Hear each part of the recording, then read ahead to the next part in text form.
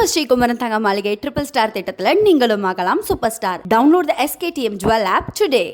Chennai Thiruvallikeni lady Wellington மேல்நிலைப் பள்ளியில் அரசு மற்றும் அரசு உதவி பெறும் பள்ளி மாணவர்களுக்கு புதிய பாடநூல்கள், சீருடைகள், நோட்டுகள் மற்றும் பிற கல்வி உபகரண பொருட்களை முதலமைச்சர் மு.க.ஸ்டாலின் வழங்கினார். இது தொடர்பான கூடுதல் விவரங்களோடு இணைகிறார் நமது செய்தியாளர் ராஜேஷ். வணக்கம் ராஜேஷ், மேலும் விவரம்.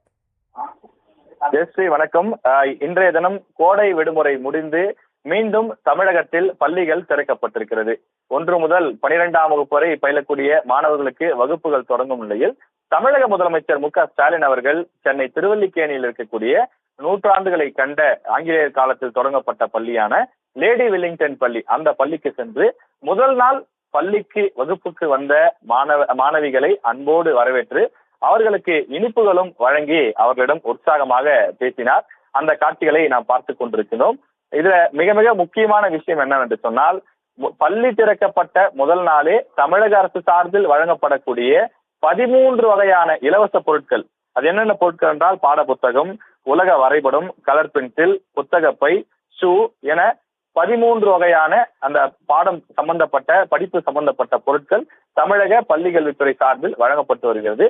அந்த பொருட்களை இந்த ஆண்டினுடைய தொடக்கத்தில் முதல் நாளே வழங்கப்பட்டது ஒரு சிறப்பான விஷயமாக பார்க்கப்படுகிறது. வழக்கமாக இதற்கு முந்தைய ஆண்டுகள் எல்லாம் பள்ளி திறக்கப்பட்ட நாளன்று புத்தகம் மட்டுமே வழங்கப்படும். பிறகு பாட புத்தகம், அந்த பை, பேக் ஒரு நாளும், ஷூ ஒரு நாளும், இது போன்று ஒவ்வொரு பொருட்கள் ஒவ்வொரு நாட்களில் வழங்கப்படும். ஆனால் தமிழக முதலமைச்சர் ஒவ்வொரு ஆண்டும் இனி பள்ளி திறக்கக்கூடிய அதே நாளிலேயே அந்த அனைத்து இலவச பொருட்களும் வழங்கப்பட வேண்டும் என்று உத்தரவிட்டிருந்தார்.